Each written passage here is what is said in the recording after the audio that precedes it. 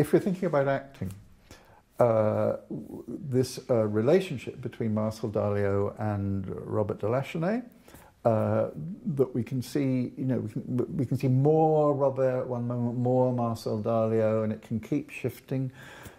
With a rabbit that gets shot and dies in front of our eyes, there is no separation of the performance from the gestures.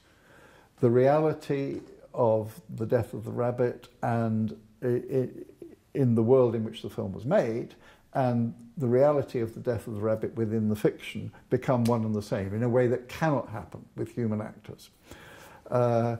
So the rabbit shot and the whole hunt scene introduces a dimension of real pain, real death to the film, which up to that point has behaved entirely as a light comedy. Nothing that takes you away from the world of The Marriage of Figaro has happened until the hunt begins. But after the hunt, having been given this ending to the hunt, which insists on pain and the pain of death and the reality of death, you can't simply recover comedy. Any comedy that you thereafter achieve is shadowed by the death that you've presented. And for many people, the film, the death of the rabbit, I know the English are sentimental about animals, yeah. So the death of the rabbit, certainly in England, the death of the rabbit becomes something for which people can't forgive the film. Yeah? Why has it made me so painful a witness to the death of this poor animal, which after all died in 1938, since which we've eaten a million rabbits and chicken and pheasants and so on. But the image has a kind of painfulness to it for us that the film can't then ignore. That is in the film.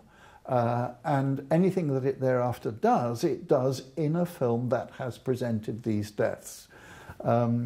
And so recovering the ground of highly artificial, highly structured comedy is a problem that the film has set itself, and a problem that the film sets itself as insoluble by then producing a death which in its own way is a kind of mirror to the death of the rabbit.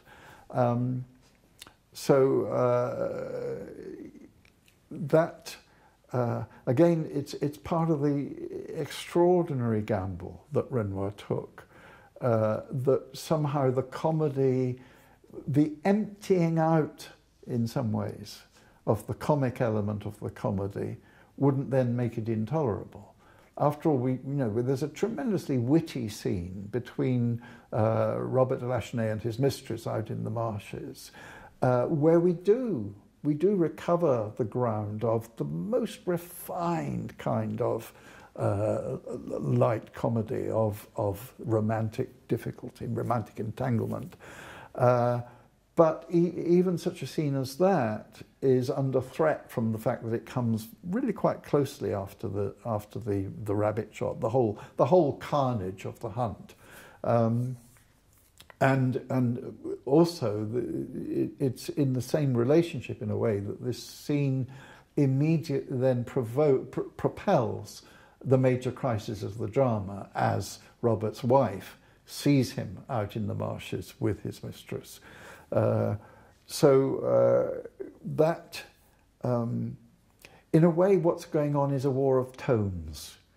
Can we have a comic tone in a world as savage as we know this world to be, is part of the problem that the film is presenting to us through having a light comedy with a hunt scene right in the middle. And not just a hunt scene, but a hunt scene in which the emphasis is on slaughter.